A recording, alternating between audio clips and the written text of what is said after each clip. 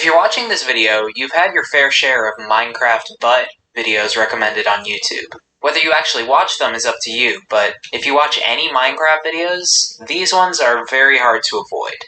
They can range from interesting and creative, to challenging, to whatever this is. Well, here's an idea for a Minecraft butt video. Minecraft, but the entire controls of the game are reduced to my 2 thumbs on a tiny touchscreen. And it's a speedrun. And I become the first person to ever beat this challenge in under 20 minutes. Well, on July 4th, that's exactly what Gamer557 did. This is the story of the first sub-20 speedrun on Minecraft Pocket Edition.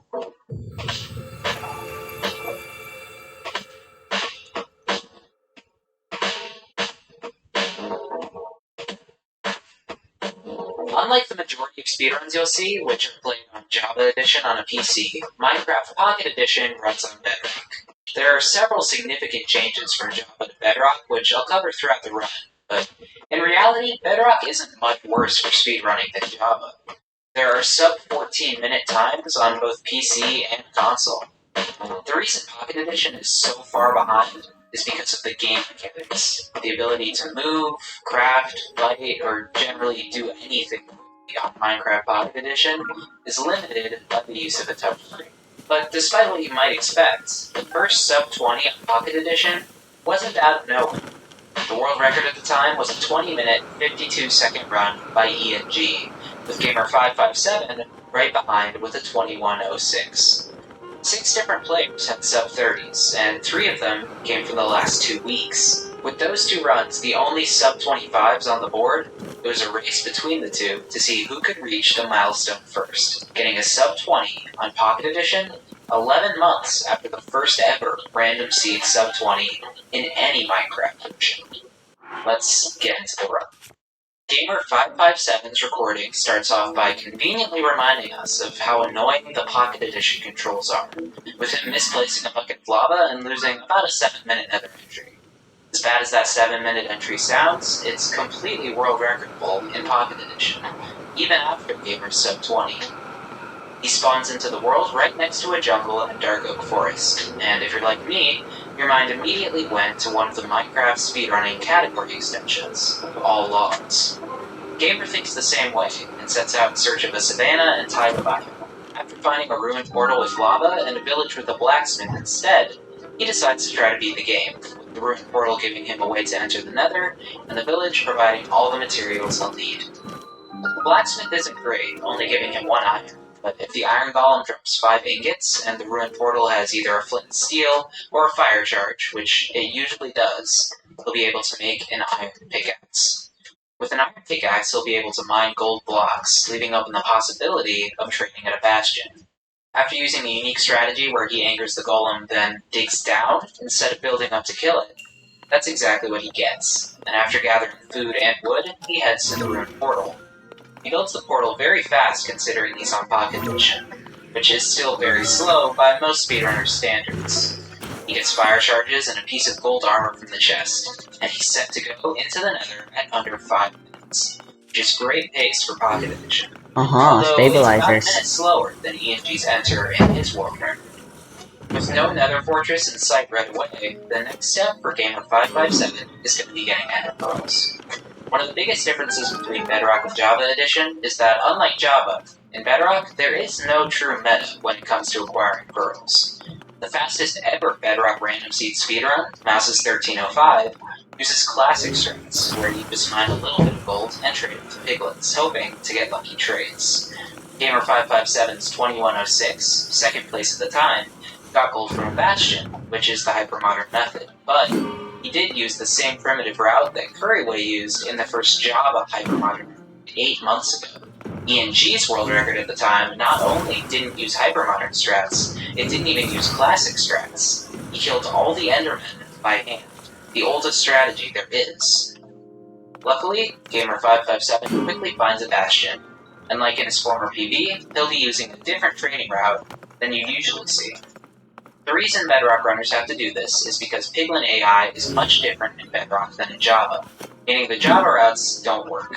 While some of the Bedrock routes are slower, some of them are faster, and they're all relatively optimized to how Bedrock piglins behave. In this case, Gamer is in a housing bastion, where he can dig through the wall next to the double chest at the bottom of the rampart to find a clump of gold blocks. Despite not doing the Java manhunt route, where you break a chest and get piglins from different parts of the bastion to follow you to the gold blocks, he still gets a massive amount of piglins trading at once. Sadly, some of the piglins don't survive, as Gamer cruelly funnels them right onto some magma blocks. But the ones that survive do their job. He's able to leave the bastion with enough ender pearls, string, obsidian, and fire resistance potions at 8 minutes and 45 seconds. A 3 minute and 15 second bastion split, which is sluggish compared to Java, but very good for pocket edition. ENG's run that Gamer is competing to beat went to the Nether Fortress before getting pearls, but it has an 8-minute fortress lead, showing that Gamer has made up some time after his slower Nether entry. The next step is to find a fortress, but unfortunately, that takes Gamer almost 2 minutes of running and pearling, including some backtracking. If the fortress was inside of spawn, he could have been there a minute and 45 seconds faster, and the final time of the run could have improved by even more for reasons I'll get to in a minute. For all the things that Pocket Edition makes much harder, PvE, or fighting mobs, isn't that bad. PvP, on the other hand, is a different story. One crappy Bedrock feature that Gamer runs into is the chance that blaze spawners are missing, but luckily there are plenty of stray blazes to make up for it. After going 6 for 9 on blaze rod drops, he decides to kill a couple more to play it safe, and ends up with a 7 for 11 drop rate. Now, it's time to return to the overworld and find a stronghold. Gamer has a complicated decision to make at this point. On Java Edition, his next move would be a no-brainer. Travel to good coordinates, and blind travel with a second nether portal. However, in Bedrock Edition, strongholds generate much closer to 0-0 on average. The vast majority of strongholds also generate underneath villages. In fact, the village Gamer started the run in was far enough from 0-0 that the stronghold could have been under. However, since he's very far from his original portal, and he has enough obsidian from the bastion to make another nether portal, he decides to hope that there was no stronghold in that village, and to find a different stronghold instead. But due to bad terrain, he's forced to build his portal at coordinates that are farther from 0-0 than would be optimal. Remember how I said that if the Nether Fortress were closer to spawn it would have saved over 2 minutes?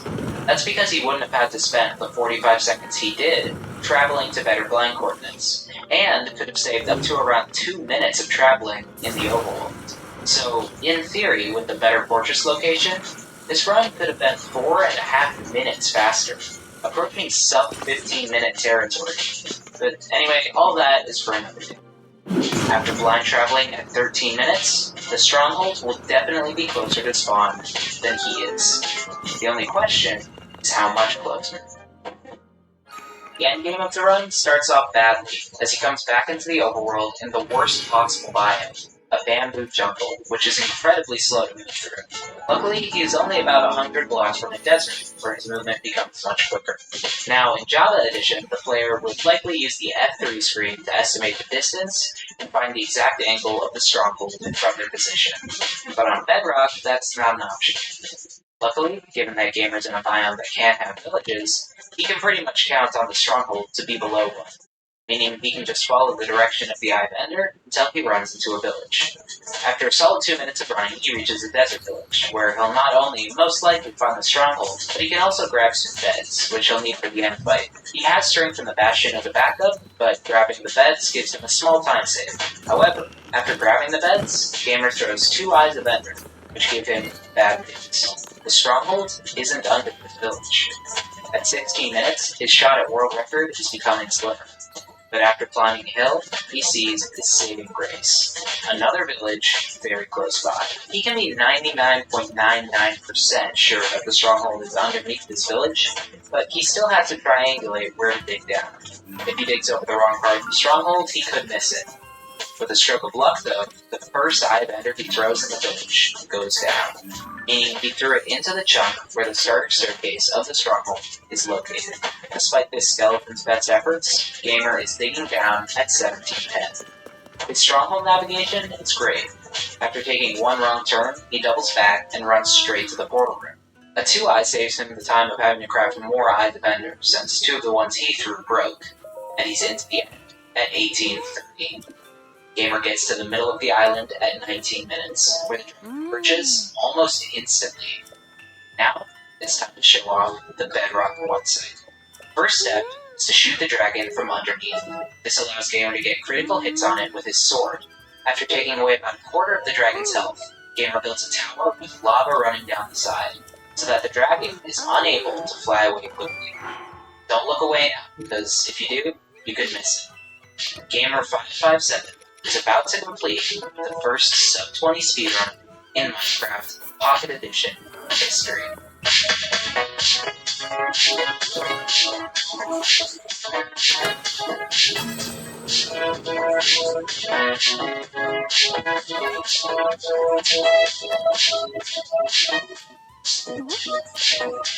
Congratulations to Gamer557 for this run.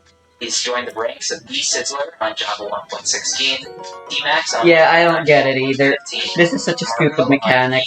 I hate it. 1.16, and Mouse on Console Bedrock 1.16 as the It first reeks of player to get a laziness in sub-20 my opinion. its respective category. Breaking boundaries like this should never go unappreciated. With that being said, I know, I took what you said in a very negative manner, but while the general mechanics are a disadvantage, there's no real reason that the world record couldn't approach the world records in the other Bedrock categories. I need to murder more constructs. Where can I find more constructs? What we're more accustomed to is the lack of people going for world record. Something that's completely fair given how annoying the controls can be. But if you already play Minecraft Pocket Edition and you like speedrunning but you never tried it because you don't have a computer, maybe give it a try on mobile. If you enjoyed this video, be sure to drop a like and subscribe for more videos. And be sure to check out Gamer557's channel in the description. You can join the Discord and follow my socials in the description. And as always, thanks for watching. I'll see you in the next video.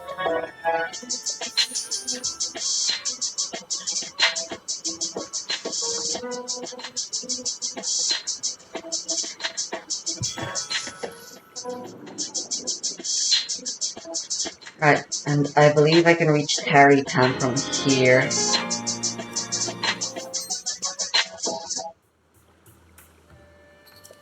With just a little bit of legwork. A lot of legwork.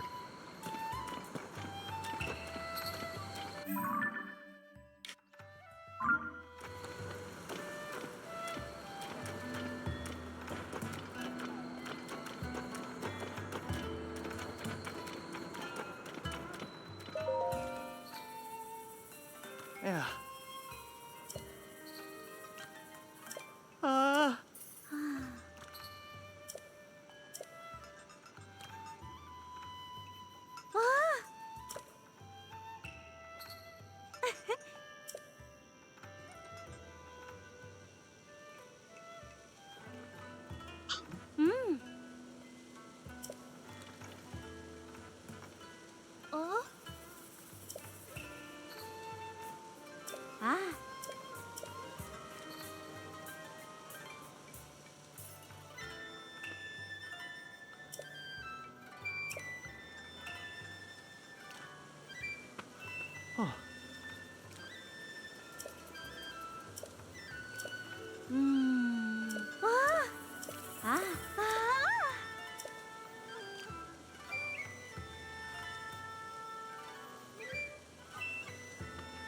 Oh.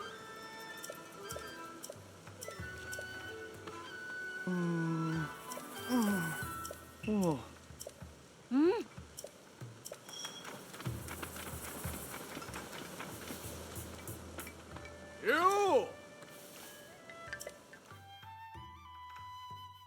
Dang it, I can't cross this road.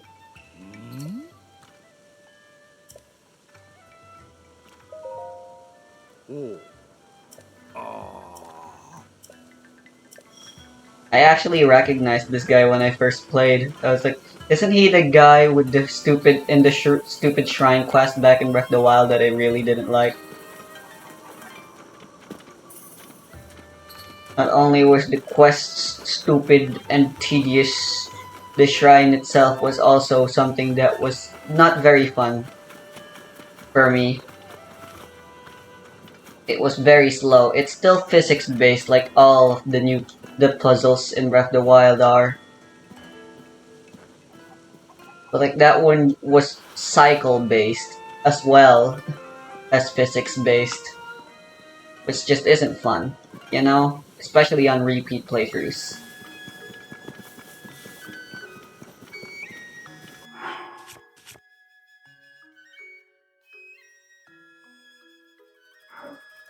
Okay, I have stabilizers.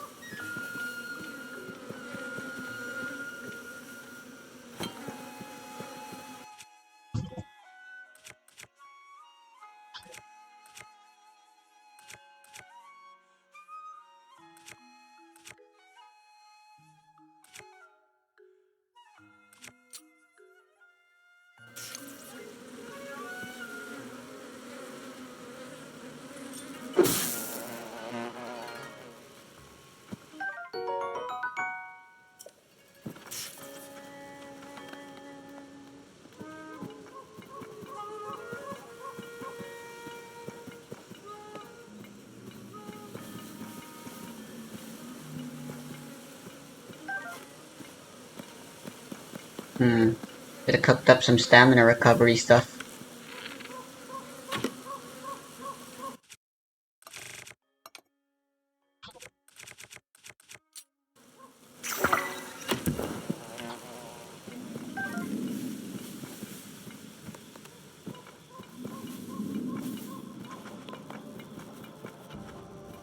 Whoa, whoa, whoa. Am I hearing this correctly?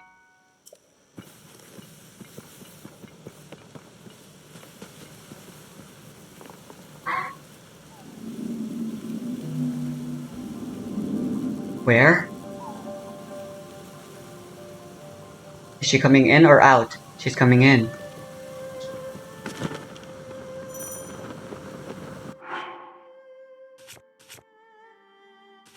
Shirt, I forgot about the coldness.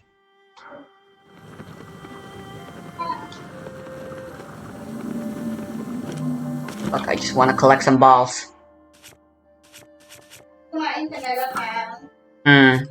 Nang walang. Epic.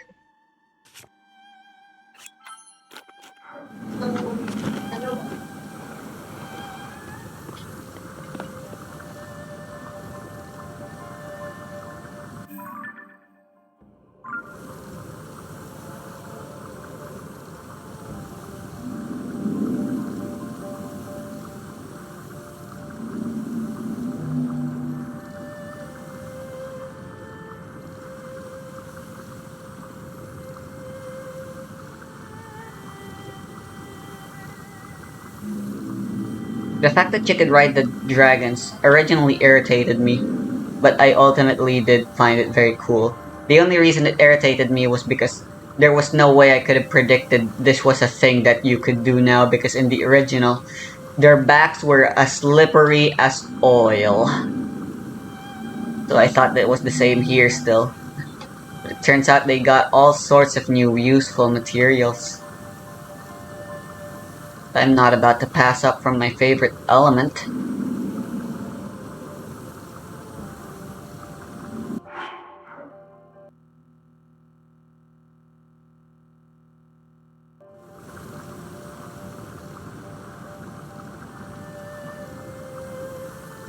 Just gotta wait until she's a little more stable.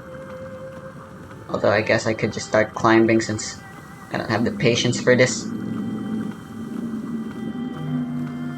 I just need the things growing on your back. They're very useful, especially in the early game. Considering how many we can get if we are able to. Yeah, look at that. 16 power.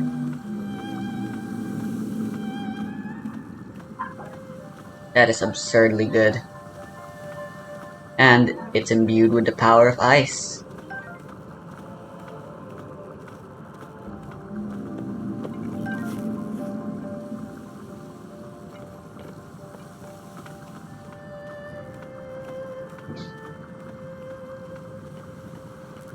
Oh, she's stabilizing. Are we down? Let's see, gotta be careful.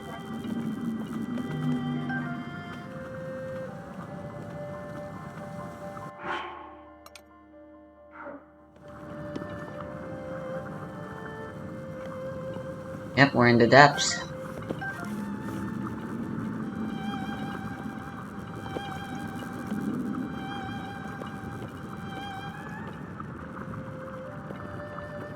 Thanks to the sky barrier Zelda put up back in the past.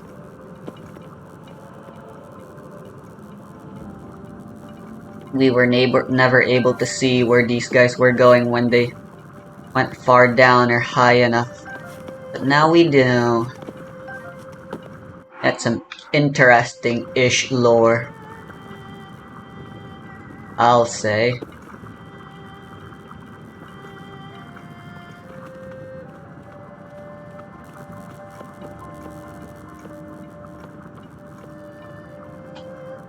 I think that's about as much as I can get. 12 is a good... 12 is a good number.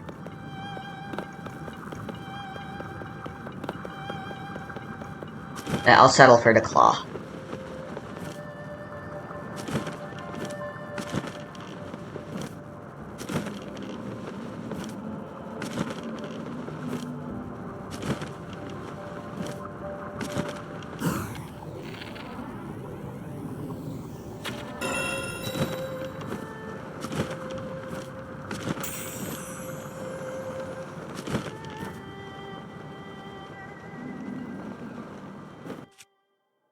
Wrong button.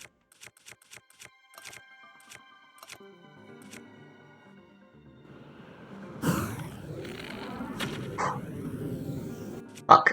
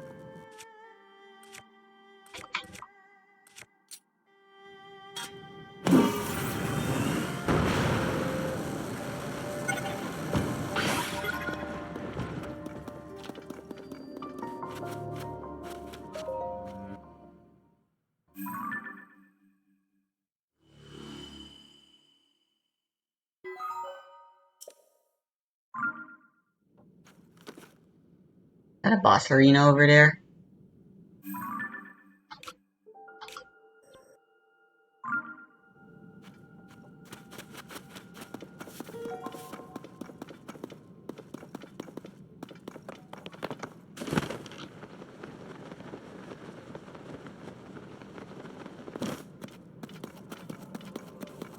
This looks like a boss arena. I've played enough Genshin to know where this is going. She's still above?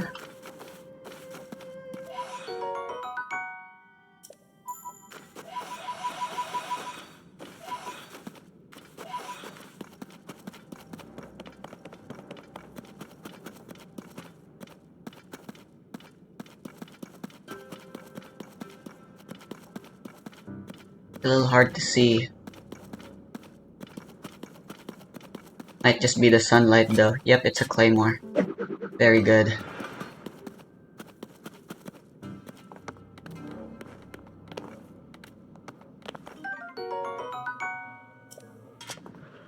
Very good.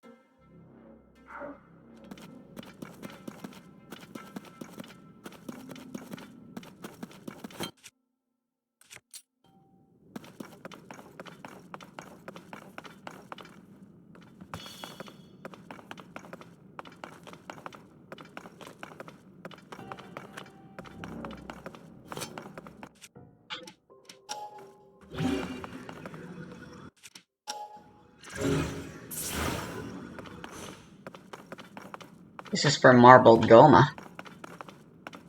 I guess they don't show up until we've already defeated them in the main quest. I guess that makes enough sense.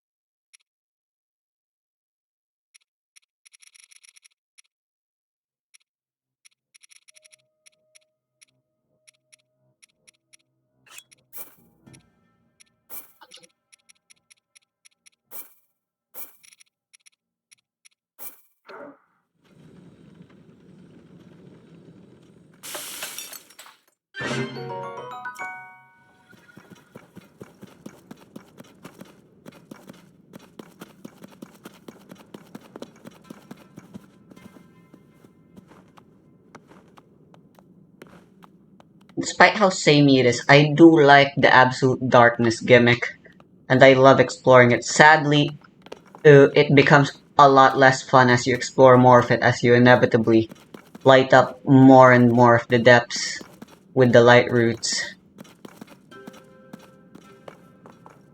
until eventually it's just very boring.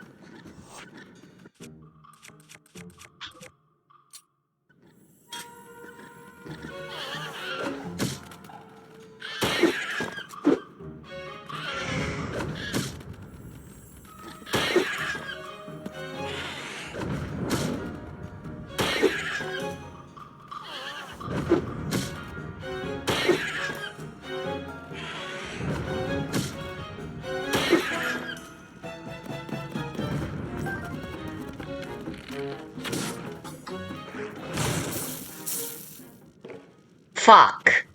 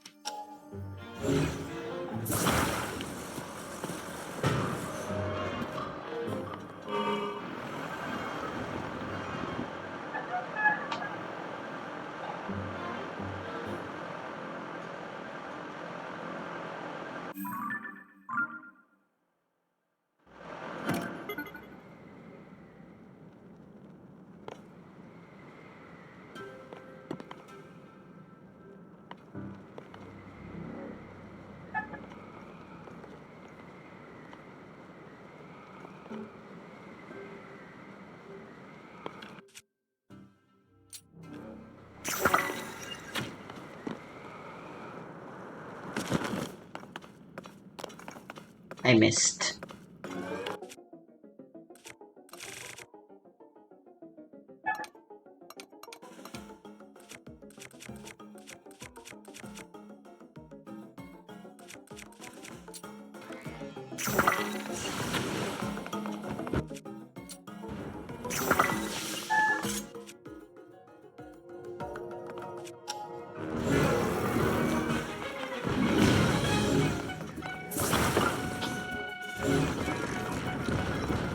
Yeah, so these guys are pathetically easy.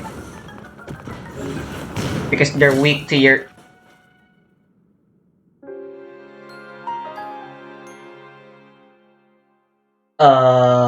That didn't count.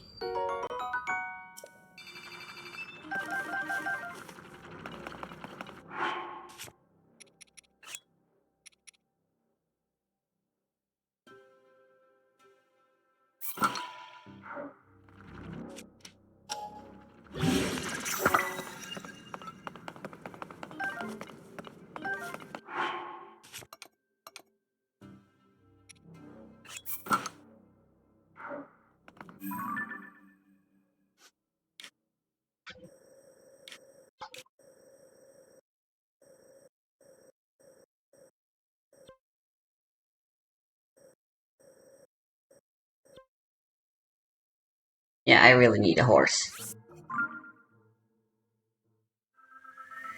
I'm getting out of here.